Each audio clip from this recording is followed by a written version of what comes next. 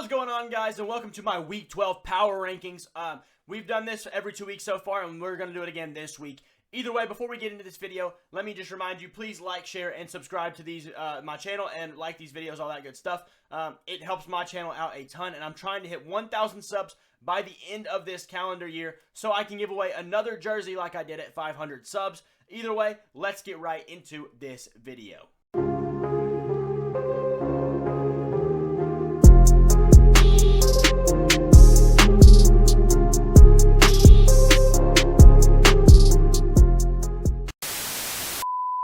The worst team in the NFL does belong to the Carolina Panthers. They're 1-10. They fired their coach. I don't need to say anything else.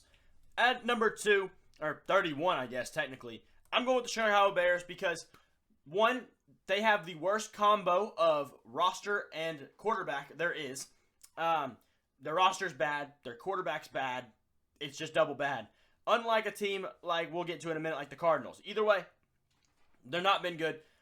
Yes, they won to the Vikings last night. Congratulations. The Vikings have Josh Dobbs who threw 4 picks, and y'all almost lost that game still.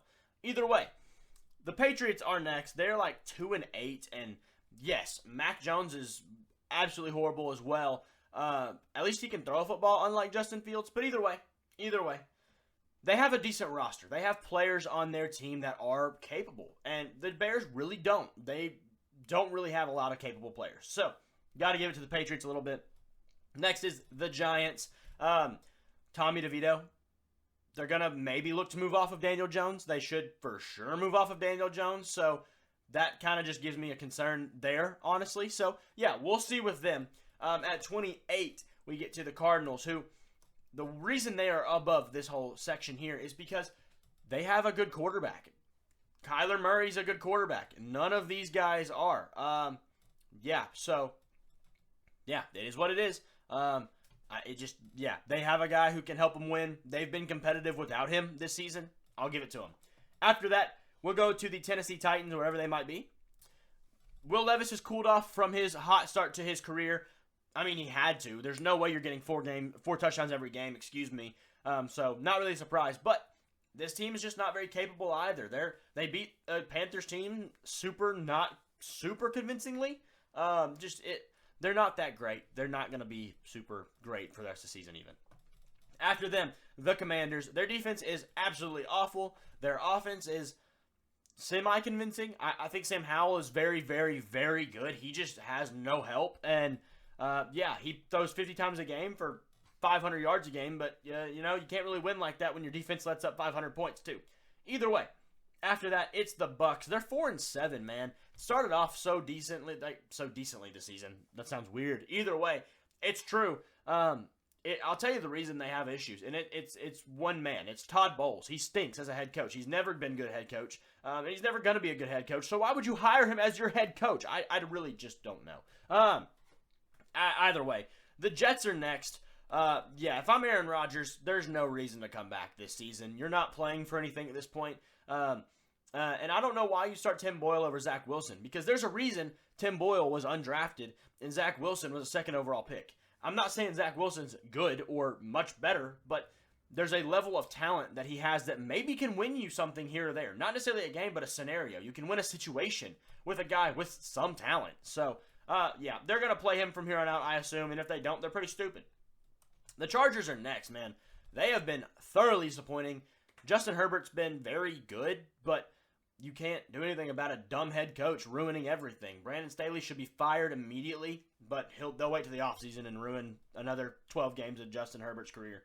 Either way, the Raiders are next, and they've jumped up since the firing of head coach Josh McDaniels. Antonio Pierce looks pretty good. He looks like the guy that should be there for the next job. They're not a super great roster either. They have good players, though. Obviously, Devontae Adams, Josh Jacobs, Max Crosby, Nate Hobbs is a decent player. Robert Spillane's been very good this season. They have some guys they can work with. They just got to finish the roster out. And I think Antonio Pierce is on a good spot where he's got enough of control of this locker room that he needs to be the guy going forward. And if I'm Mark Davis, the decision is not hard of who your next head coach is. Next, we have the Atlanta Falcons. They are, it's disappointing to see them like this because Arthur Smith took 2 straight Falcons teams to 7 wins with very bad rosters. Now, they have an okay roster, and they're still like a 7-win team on average. They're not looking good. There's not a lot of hope for this team, honestly. Bijan has not been utilized correctly. He looked a lot better this week for sure, but they just need to do more with their talented players. Kyle Pitts, you drafted him 4th overall for what reason? I mean, he's not done anything for you. Use him. Utilize the players you draft. I just don't get it. Next is the Denver Broncos, another AFC West team. They have been very convincing recently. Had some very good wins. One against the Bills, one against the Chiefs. There's a couple more teams in there they've beaten that are very good wins, and no one's talking about it. The defense went from one of the historically worst defenses of all time early this season to now being a very good defense, and that's incredible. And I'll tell you why that happened. It's because of the guy up there in the booth calling plays. It's Vic Fangio. He's a very good defensive coach, not head coach, excuse me. Very good defensive coach, and that's all you need. You just need a defensive guy to control his side of the ball. And yeah, it took a little time, but they got it down. And, you know, it wouldn't happen like this for any guy. It's because Vic Fangio is Vic Fangio. They've been good. Russell Wilson has quietly been very, very good this season, and he needs more credit for that as well. Next is the LA Rams.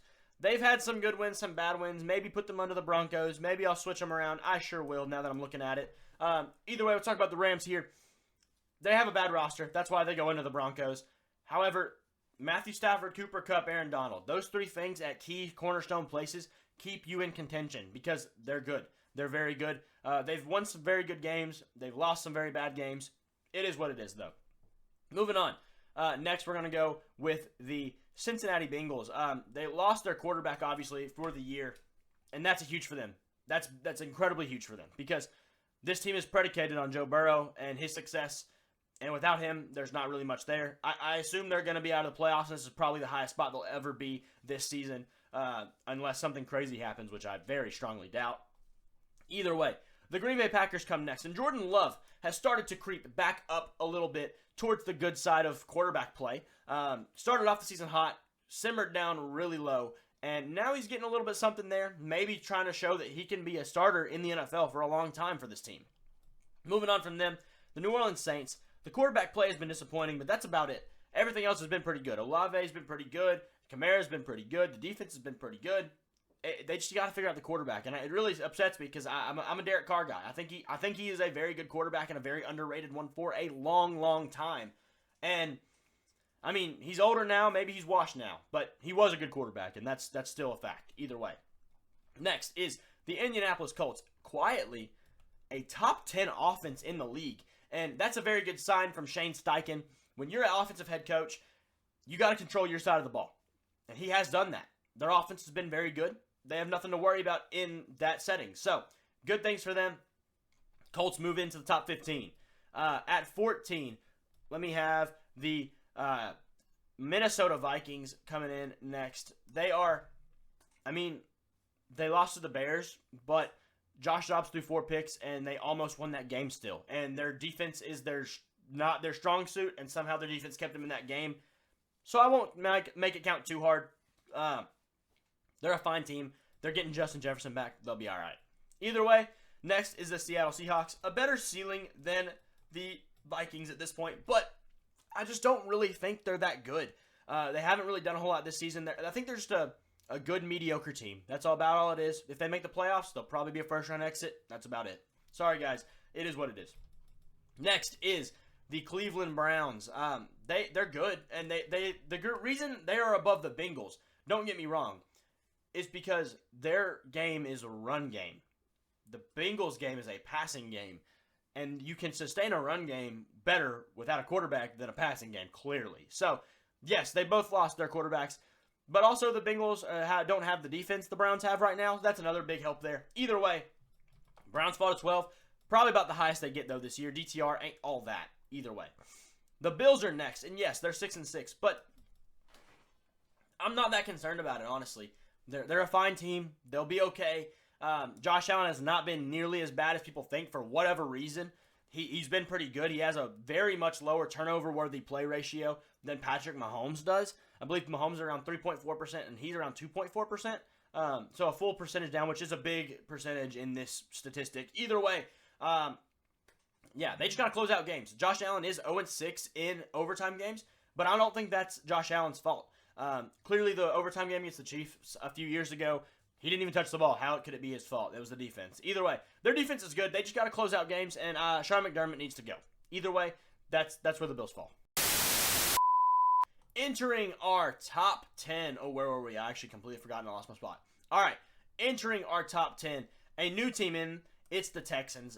Been very decent this year with C.J. Stroud in his rookie season. That's all you can ask for. They don't have the greatest of rosters, but they're playing like they do. So, big things for them, and they should only get better from here on out, and the Texans look legit over a long period of time. Not right now necessarily for this year, but next year they should be pretty good. The Steelers are next, and oh my gosh, Matt Canada is gone, and the offense looks so much better. They had 58 games under Matt Canada. Not one of them, not a single one of them, was over 400 yards of offense. Well, excuse me, 58 games since then. Matt Canada wasn't there for the, 58 through 55 games ago, whatever. But we haven't had one since Canada took place, and now we have one in the very first game. That shows you this offense is clearly capable. They weren't utilizing players right. Najee Harris was not utilized correctly. Pat Freiermuth was not utilized correctly. Kenny Pickett was not utilized correctly. I'm not saying Kenny Pickett's that great because he probably isn't, but utilize your players correctly and you'll get a long way. Moving on, the Cowboys come in at 8. A good team, but they fall off every year, and it's going to happen. And they'll make the playoffs, and everybody's, this is our year. And they'll lose in the second round to the Seahawks or something like that. So, yeah, it'll be something really stupid, and they won't deserve where they are hype-wise now. The Jacksonville Jaguars, they come in next. They're 8-3. They've got a firm control of their division. Trevor's starting to look a little better. The defense is looking really good. ETN's looking really good. A whole lot of really good for this team right now. And I'm interested to see how good this team can be. They can be a conference championship team for sure. But can they be any better than that? I'm not sure of that. We'll get to see it here shortly. The 49ers come in next. They did have that 3-game skid that makes them fall a little bit. But, I mean, they've kind of corrected it. They look like they've figured out their issues. And they're on track to being the team that they should have been. The Chiefs are next. And they are barely ahead of the Niners. I give it to them just because they didn't have a 3-game skid. And that's, yes, they both lost 3 games, but I'd rather lose, 1 every 2 than 3 straight because that's just a bad look. But the Chiefs got to figure out the turnovers. The ceiling is definitely higher for the Niners, but I'm giving it to the Chiefs for now. We'll see it coming soon. Then, excuse me, I went way too far down. The Baltimore Ravens come in next. They've been good, but once again, where's their fall off? They're going to fall off. They just will. They always do. Lamar's going to get hurt. They're the Cowboys of the AFC. They do it every year. The Dolphins are next. Been very good. You can't ask for a whole lot more. They've lost some bad games. Part of me does feel like they're on the same tier, but I've got to separate them a little bit. And I'll give it to them because this is an offensive league, and they play some of the best offense in the NFL. So, yeah, the Dolphins will get that leg up there. The Lions come in at 2. They're like 8-2 or whatever it is now, and yeah, it's very, very convincing. 9-2, I don't know, 8-3. They're up there. They're like the second best record in the league, and it's the Lions. That means Dan Campbell is going to win Coach of the Year and thoroughly deserves it. And then the Philadelphia Eagles. This week they beat the Bills in a game that that was good for them because they were able to win a game that they had no control of for most of the game until the very end when Jake Elliott kicks a 59-yarder in terrible conditions, which was impressive enough. And then they go on to win in overtime. So that team is number 1. So here's our list. I'll scroll through it a little slow so you can kind of see where teams land out.